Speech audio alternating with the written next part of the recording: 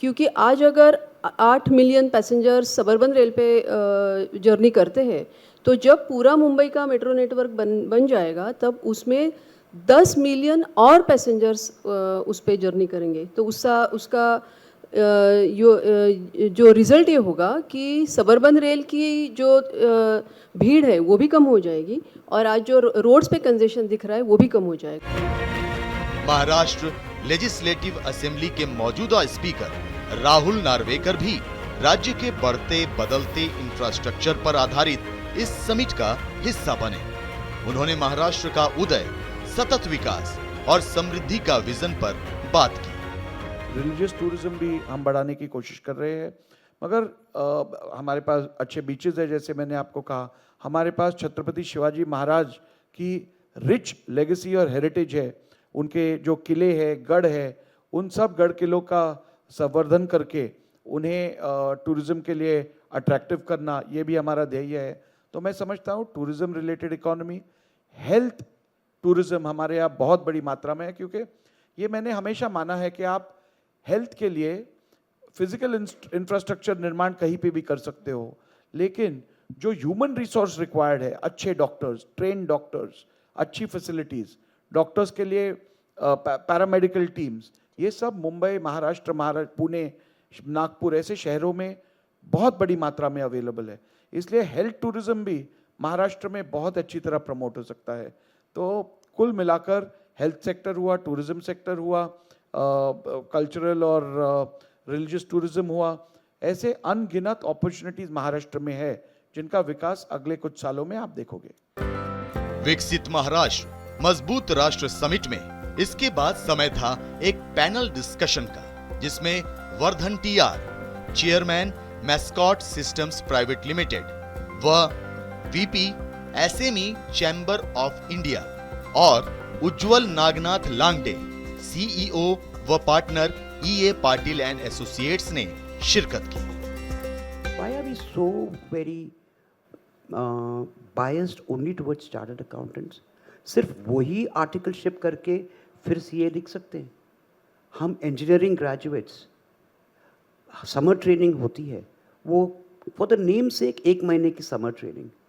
मेरा ये कहना है कि there should be a 6 months curriculum for them that which has to be evaluated by the industry, so that the students spend about 6 months in industrial hubs as a mandatory requirement, and government should push the institutes along with the organizations so that they do a 6 months training compulsorily, so that, and that's a part of the curriculum, and that's got to be marked in terms of evaluation by the company themselves.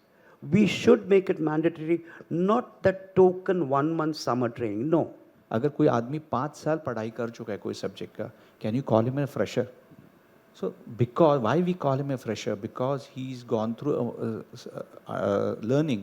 जो structure of learning था वो reality से थोड़ा अलग है, तो skill sets में changes करनी ज़रूरी है, so that we get more employment. Just want to tell you, Maharashtra is the only state which employs the highest number of people in industrial sector. आप अगर इंडिया को कंपेयर करोगे तो महाराष्ट्र में इंडस्ट्री सेक्टर में काफ़ी ज़्यादा एम्प्लॉयमेंट है। बट जहाँ तक मेरा सोच है, जब मैं कंपेयर करता हूँ दूसरे कंट्रीज़ के हिसाब से, काफ़ी ज़्यादा ज़रूरत है, क्योंकि मेरे पास 12.5 करोड़ की पॉपुलेशन है, 12.8 करोड़ की मेरी पॉपुलेशन है महाराष्ट्र की। इंडस्ट्री में मेरी एम्प्लॉयमेंट है around 1.46 crore, and similar number is there, उतना ही नंबर आसपास में है आपका एग्रीकल्चर का। ये संख्या बढ़ने की ज़रूरत है। Shantanu Bhatt Kamkar, chairman Maharashtra State Development Council के साथ जगन नारायण पद्मनाभन, सीनियर डायरेक्टर व global head transport, logistics and mobility, CRISIL ने भी एक पैनल डिस्कशन में भाग लिया और अपने विचार रखे। इंफ्रास्ट्रक्चर 3 टाइप का, like when we used to talk about infrastructure 10, 15, 20 years back, we used to say that for development we need, if there are 3 top things, it is infrastructure, infrastructure and infrastructure. To begin with, it is physical infrastructure, which is roads, ports and everything. Second is the knowledge infrastructure, the education infrastructure, training like college, skill development centers and research. And third, which is less talked about, is the policy infrastructure. तो ऐसा investments which can facilitate trade is happening. So about close to 4,500 to 5,000 crores has been spent on the roads which lead to the port. You know, there is a significant amount which has been invested. So investments in that which can facilitate smoother trade is where the government is coming, and they are making those investments happening. Maharashtra राज्य के पास एक अच्छी खासी coast line है जो राज्य की अर्थव्यवस्था और इंडस्ट्रीज को खास प्रभावित करती है।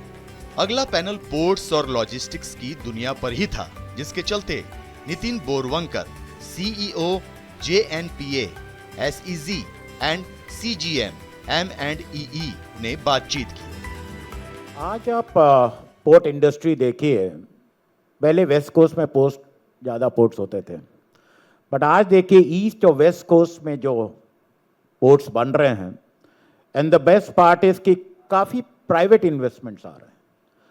सो जो हमारी आज देश की जो अर्थव्यवस्था चल रही है, आप देखिए जो कॉरिडोर्स बन रहे हैं, जो लॉजिस्टिक कॉस्ट बन रही है, दिल्ली मुंबई बन रहा है, दिल्ली ईस्ट बन रहा है, तो जब ये कॉरिडोर्स बन जाएंगे, आप देखिए लॉजिस्टिक कॉस्ट और समुद्र से जो आ रहे हैं, और आप जो शिपिंग कंपनीज हैं उनको हर जगह वो देखते हैं कौन सी फैसिलिटी है, as a bulk terminals are there, containers are there. मैंने ये देखा है कि जो 21वीं द वे इंडिया, हमारे ऑनरेबल प्राइम मिनिस्टर